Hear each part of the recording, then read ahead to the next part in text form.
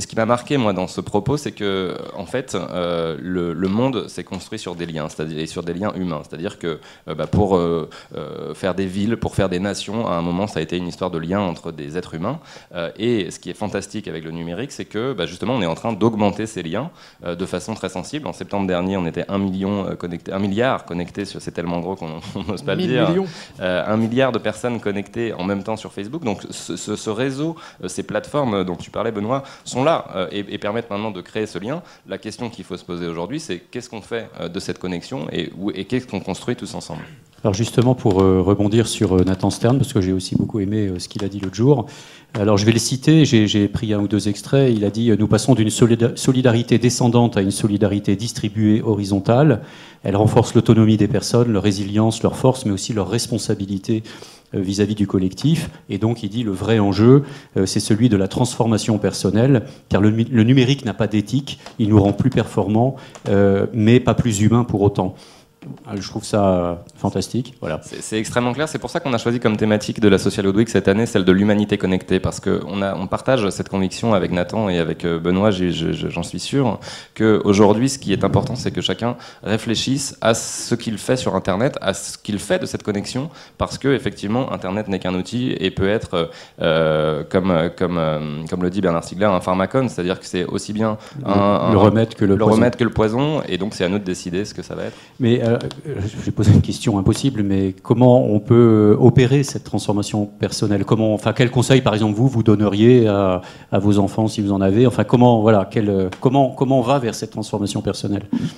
Et c'est surtout, je pense que dans toute société, en réalité, quand il y a eu des pouvoirs qui ont été donnés aux gens, on les a assortis en réalité d'éducation à les utiliser. La démocratie, en fait, elle est inséparable. En France, d'ailleurs, quand on a instauré, un peu installé dans la durée la démocratie, c'est bien parce qu'on a mis en même temps l'école obligatoire pour les enfants et on leur a appris, au fond, à vivre ensemble, tout simplement.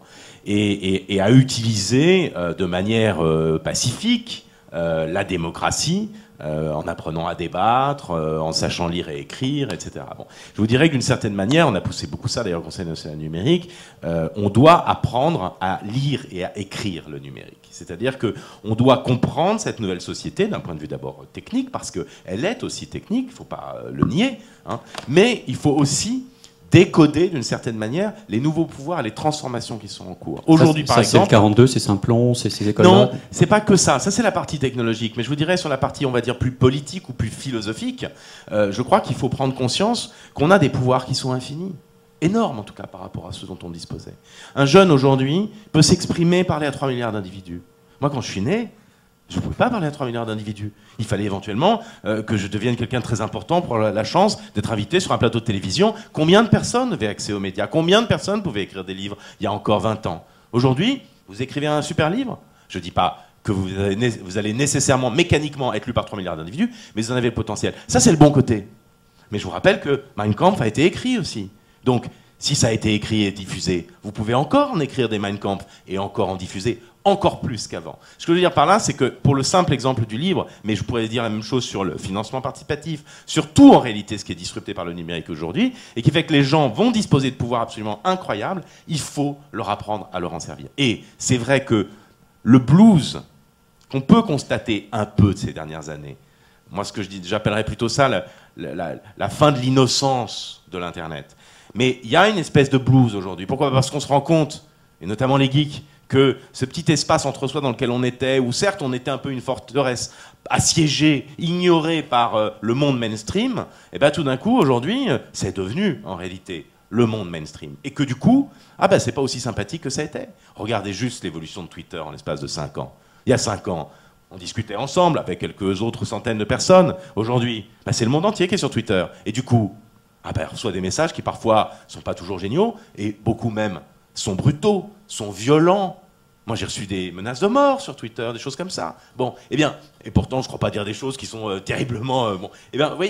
et discuter avec des hommes publics, des femmes politiques ou autres, vous verrez la violence à laquelle ils s'exposent. Ça n'a rien à voir avec ce qu'il y avait il y a 30 ans. Ce que je veux dire par là, c'est que c'est pour ça que la phrase de Nathan est très juste. Je pense qu'on a de nouveaux pouvoirs, On doit avoir de nouvelles responsabilités. Ça s'enseigne. Nathan dit, il faut passer du soldat au sujet. C'est exactement ça, et je pense que ce que disait Benoît est extrêmement juste, c'est-à-dire qu'il y a vraiment un sujet sur l'éducation au numérique, et c'est pas simplement apprendre à utiliser Facebook ou Twitter, ou apprendre à coder, c'est plus que ça, c'est qu'aujourd'hui, chacun est le média, et quand on dit aujourd'hui, je peux toucher 3 millions de personnes, en réalité c'est pas vrai. Soit vous avez appris à le faire et vous savez comment mobiliser des communautés, et vous allez pouvoir le faire, soit vous n'avez pas appris et vous allez poster votre tweet tout seul et vous aurez personne qui vous retweet. Et du coup, ce qui est extrêmement important à mon sens, c'est justement d'apprendre à l'ensemble des citoyens comment est-ce qu'on mobilise sur Internet, comment est-ce qu'on fait émerger des mouvements, parce que les mouvements haineux, eux, savent très bien le faire. Et donc, pour contrer ça, pour que l'espace du web soit un espace positif, il faut que l'ensemble des citoyens sachent mobiliser autour de soi.